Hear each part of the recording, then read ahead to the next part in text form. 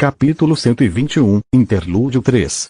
O reino de Grifon era comumente chamado de Reino Original, pois há mais de um milênio havia sido o primeiro grande país a emergir do período dos estados em guerra no continente Garlen. Não era maior, a primazia pertencia às tribos das Areias Sangrentas, mas, devido às condições de vida muito mais severas do deserto, juntamente com a falta de terras férteis, era sem dúvida a mais rica. Ao norte e oeste, fazia fronteira com o Império Gorgon, e ao sul e leste com o deserto das Areias Sangrentas. O governo central estava localizado na capital, Valeron, em homenagem ao rei original, Valeron Grifon. O governante do reino também era o comandante em chefe do exército real. Era proibido a cidadãos particulares ou mesmo nobres ter um exército. Aqueles que podiam pagar, onde só podiam ter guarda pessoal, até 100 soldados. A simples tentativa de recrutar ou formar um era alta traição contra a coroa, e a linhagem do criminoso seria executada até a terceira geração. Os nobres eram considerados apenas administradores de suas terras em nome do rei/rainha. Eles não tinham permissão para fazer leis, apenas para aplicá-las conforme promulgadas pelo tribunal. Em caso de dúvida sobre sua interpretação, um simples telefonema através do amuleto de comunicação a um escriba real esclareceria. Para renunciar às leis eram necessárias circunstâncias especiais e a aprovação direta do rei, caso contrário, seria considerado um ato de rebelião. Uma das razões pelas quais o reino Grifon floresceu durante os séculos, em comparação com os vizinhos, foi o processo de seleção do governante. O título não era hereditário, assim como a competência, habilidade e talento que o papel exigia. Após a morte do atual governante, o cônjuge manteria as rédeas de todo o reino até que o próximo fosse encontrado. Para acessar a seleção, havia 3 requisitos essenciais. O candidato tinha que compartilhar, por mais diluído que fosse, o sangue do rei original. Também tinha que possuir um talento mágico excepcional e uma habilidade administrativa comprovada. O motivo do primeiro requisito ainda era um mistério para todos, exceto para o governante. O segundo e o terceiro, pelo contrário, eram bastante óbvios. Sem mágica, o governante seria um prisioneiro de seus próprios guardas, já que até um criado de nível mágico poderia matá-lo sem deixar vestígios em apenas um segundo. Por fim, um bom governante era antes de tudo um bom administrador. Sem um senso adequado de justiça e equilíbrio, ele seria um tirano ou, pior ainda, um homem de palha nas mãos de quem fosse capaz de habilitar seus vícios. Aqueles que satisfizessem esses requisitos seriam levados para a parte mais profunda do castelo real, em frente a um portão místico feito de ouro e prata, que só abriria para aqueles que carregavam sangue real. Os que eram considerados dignos emergiriam chocados, mas ilesos, enquanto os outros nunca retornariam. Foi a principal razão pela qual o título de rei/rainha não foi cobiçado, exceto por aqueles que acreditavam sinceramente que o mereciam. A qualquer momento, alguém que cumprisse os requisitos poderia desafiar o atual governante e realizar o julgamento, mas novamente muito poucos voltaram. Em seus 1000 anos de história, o tribunal nunca elegeu um governante sem levar a tradição, e até isso foi um mistério. Muitos pensaram que atrás do portão havia uma série de artefatos mágicos que colocariam o candidato à prova e matariam aqueles que não estavam em condições de liderar o país. Outros que o fantasma do rei original ainda morava no castelo, transmitindo sua sabedoria através das gerações graças ao vínculo de sangue que eles compartilhavam. Todos eles estavam errados. Atrás do portão de ouro e prata, após um curto túnel, havia o covil do divino Grifon Tiris, um dos únicos 3 animais divinos que viviam no continente, que a história conhecia apenas como a rainha original, desde que ela ajudou Valeron construir seu reino, que ele nomeou em sua homenagem. Usarei ela em vez de ele porque, como pode mudar a forma humana, a fronteira entre animal e humano é bastante fina e confusa. Toda vez que era necessário, ela examinava os candidatos, certificando-se de que o legado de seu único e verdadeiro amor não se perdesse, usando seus poderes para sondar suas mentes e espíritos. Se algum deles a agradasse, o reino teria um novo governante. Caso contrário, ela não precisaria consertar algo para o jantar. Therese não acreditava em intervenção direta, nem se importava mais com assuntos humanos. Ela apenas continuou cumprindo o desejo agonizante do rei Valeron, escolhendo seus sucessores e assustando a merda de vez em quando alguém pensava que a tradição estava desatualizada. Foi de seu covil que Argin Renas partiu para sua nova missão. Ele era o recruta mais jovem do corpo da rainha e acabara de aprender o básico da magia real. É apenas verdadeira magia, mas com outro nome. Todos os outros cânones serão mantidos para evitar confusão. A existência do corpo da rainha era um fato conhecido, algo que todo cidadão cumpridor da lei se lembraria e respeitaria. Pelo contrário, o corpo da rainha deveria ser apenas um boato, ou bicho-papão do submundo. Era uma unidade secreta, composta apenas pelo membro mais leal do corpo, que já dominara a magia real, removeria sozinha qualquer ameaça ao reino. Se uma família nobre inteira morresse em um acidente, se um cartel criminoso desaparecesse da noite para o dia, era coisa do corpo. Ninguém nunca tinha visto um membro do corpo em ação e viveu para contar a história. Era um daqueles: o amigo do meu primo conhece um cara que meio que rumores. No entanto, eles eram muito reais. Quando eles se conheceram, Therese recebeu Argin em sua forma humana, fazendo cair de cabeça por ela e desperdiçando a semana seguinte rejeitando suas propostas de casamento e tentando argumentar com ele. Ela manteve sua forma de Grifon por muito tempo, esquecendo que acalmar um hóspede assustado era muito mais fácil do que enfrentar seus sentimentos irracionais. A aparência humana de Therese tinha um rosto oval delicado, com características perfeitas que inúmeros artistas passaram a vida toda em vão, tentando reproduzi-los. Ela tinha cabelos dourados brilhantes, tempo suficiente para quase tocar o chão, e olhos prateados que brilhavam como estrelas na luz mais fraca. Sua pele rosa perolada era impecável, não mostrando sinais de ser afetada por viver no esconderijo subterrâneo frio por tanto tempo. Therese usava geralmente um vestido de cetim azul simples, usado séculos atrás pelas viúvas de luto, que apesar de seu corte antigo e folgado não conseguia esconder suas curvas suaves e arrebatadoras mais do que um pássaro voador poderia eclipsar o sol. A primeira vez que Argin a viu sorrir, ele acreditava estar morto há muito tempo, porque aquela expressão simples trouxe de volta à vida todos os sentimentos que os longos anos no esquadrão de operações negras da rainha o fizeram esquecer. Lembre-se de não abusar de seus novos poderes, foram suas palavras de despedida. As impurezas do seu corpo não são seu inimigo, pelo contrário, são a única razão pela qual você e todos os magos talentosos ainda estão vivos, apesar de seus corpos não serem adequados para exercer o poder de seus núcleos. Leva tempo para um corpo se adaptar, e não há como acelerar o processo. Qualquer passo em falso, e você se tornará uma abominação, e alguém do corpo que se livrar de você. Adeus, criança. Não nos encontraremos novamente. Com o coração pesado, ele partiu sem olhar para trás. De acordo com as ordens da rainha, algo estava errado com o reino, ainda pior que o habitual, exigindo todo o trabalho prático e forçando Argin a abandonar seu treinamento mais cedo. Parecia haver algo estranho em muitos laboratórios de alquimia perto da Academia Grifon Branco e nos materiais que eles estavam comprando em estoque, além de muitas caixas dimensionais com o objetivo de serem algo bom. Capítulo 122, Interlúdio 4. Depois que Argin partiu, Therese não pôde deixar de suspirar, pensando na ironia do processo principal de refino. Enquanto aqueles que começaram com um núcleo de mana muito fraco, seja vermelho ou amarelo, tiveram mais facilidade, quanto mais forte o núcleo, maiores os riscos. Seu amado Valeron foi o exemplo perfeito. Nascido com um núcleo amarelo, depois de aprender a verdadeira magia, ele teve a oportunidade de fortalecer seu núcleo e seu corpo ao mesmo tempo, removendo as impurezas pouco a pouco.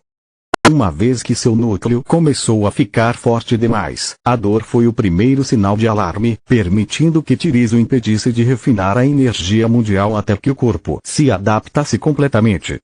Mas para seres mais fortes, como bestas mágicas ou magos talentosos que já haviam atingido seu pleno desenvolvimento, a magia verdadeira era mais frequentemente uma pena de morte. Se eles purificassem as impurezas muito rapidamente, a energia dentro de seus corpos inundaria todas as células sem controle. Os sortudos morreriam no local, enquanto os menos afortunados explodiriam entre dores excruciantes. E depois houve as abominações. Seres com um núcleo tão forte, com uma vontade tão indomável que nem a morte poderia derrotá-los. Eles atormentariam a Terra, consumindo todas as formas de vida, tentando prolongar sua existência. Ao contrário de magos e bestas mágicas, as abominações eram como flocos de neve, não havia dois iguais. Suas almas e mentes moldariam sua nova forma, até o momento em que fossem derrubadas como animais raivosos. A única maneira de evitar esse destino era através de muito trabalho e paciência, mas as recompensas estavam além da imaginação. Tornar-se um canal para a energia mundial significava tornar-se desperto, um ser com um suprimento infinito de mana, cujo único limite mágico era sua própria força de vontade e imaginação. Ao remover as impurezas, o corpo de um desperto se tornaria progressivamente mais rápido, mais forte e mais resistente.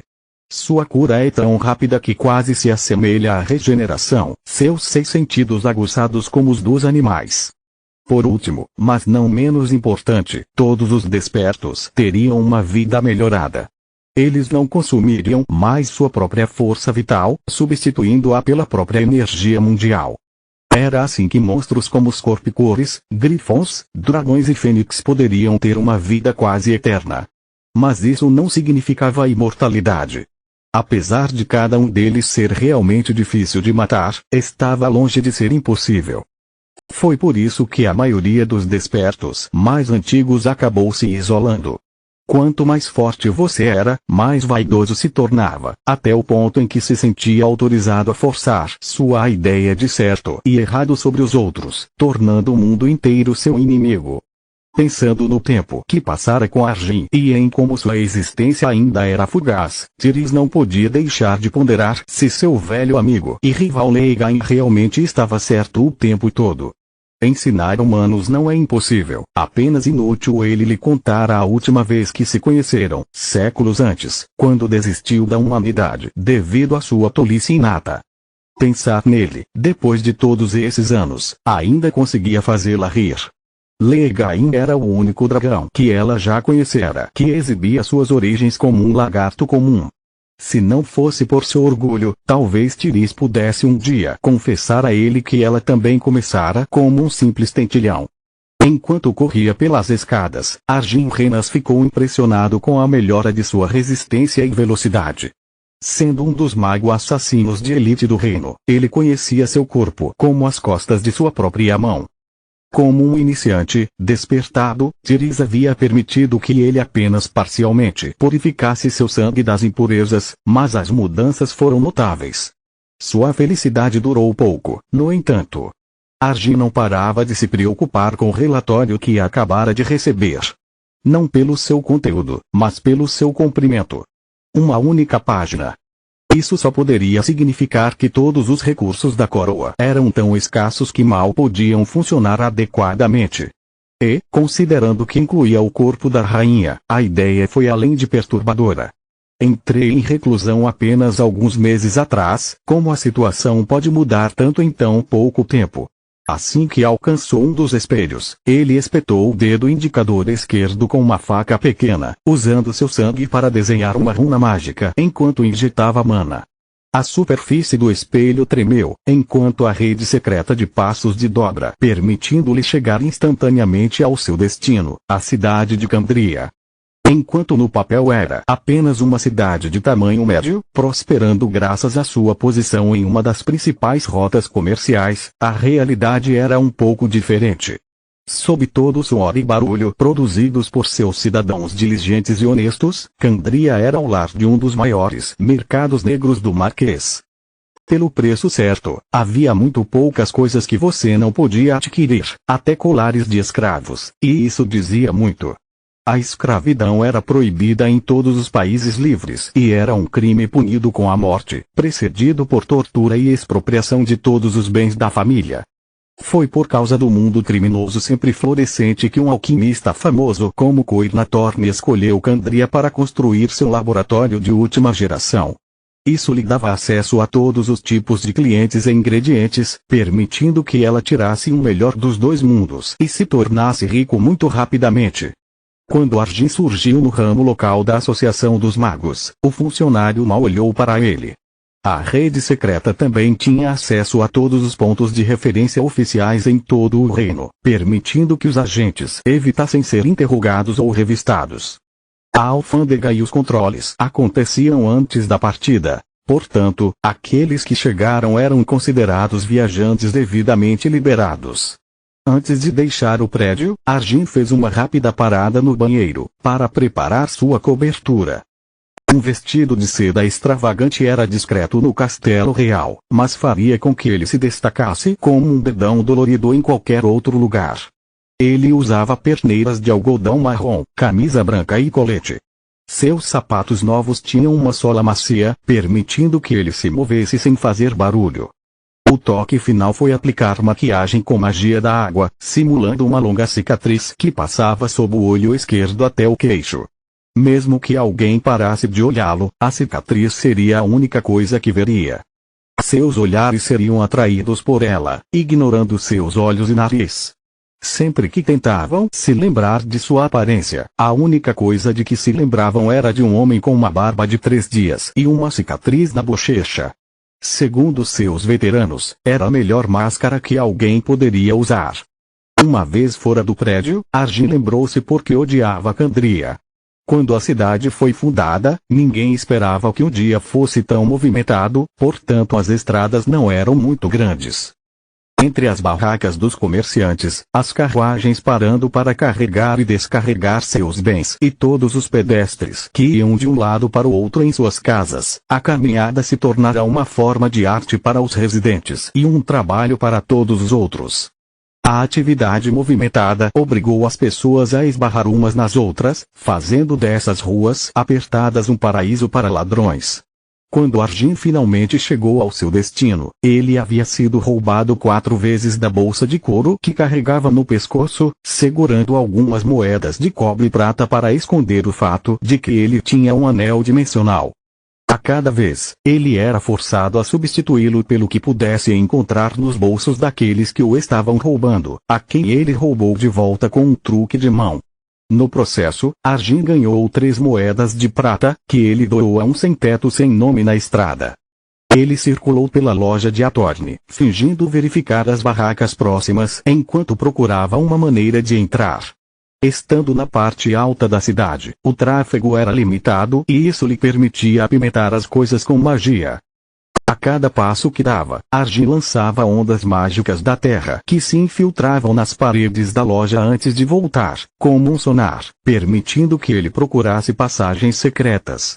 A toca do coelho de um esperto tinha 2 saídas, mas a esperta teria muitas. Apesar de todos os seus esforços, ele não encontrou nada. Ou superestimei aquela bruxa traidora e não há passagem secreta, ou subestimei-a, e ela protegeu magicamente seu laboratório. Na parte de trás de seus pedidos, havia um mapa recentemente desenhado do laboratório alquímico, mas as únicas entradas observadas eram a porta da frente, além das vitrines. Ele podia fazer muito pouco fora chamando a atenção indesejada e a entrada de serviços para os fornecedores. De acordo com o mapa, ambos eram guardados por mercenários qualificados. Matá-los não era um problema, mas entrar sem causar tumulto era. A missão exigia discrição. Caso contrário, em vez do cadáver, eles teriam enviado um policial simples com um mandado apropriado. Arjin não gostava de planos complexos. Em sua experiência, quanto maior a configuração, maior o número de coisas que podem dar errado. Ele tinha apenas um tiro na missão, então, depois de explorar os arredores, ele comprou algumas bugigangas antes de desaparecer em um beco. Ele escolheu esperar no topo do edifício mais alto da zona, uma casa de 3 andares, para ficar de olho no laboratório alquímico sem ser notado. Continua no próximo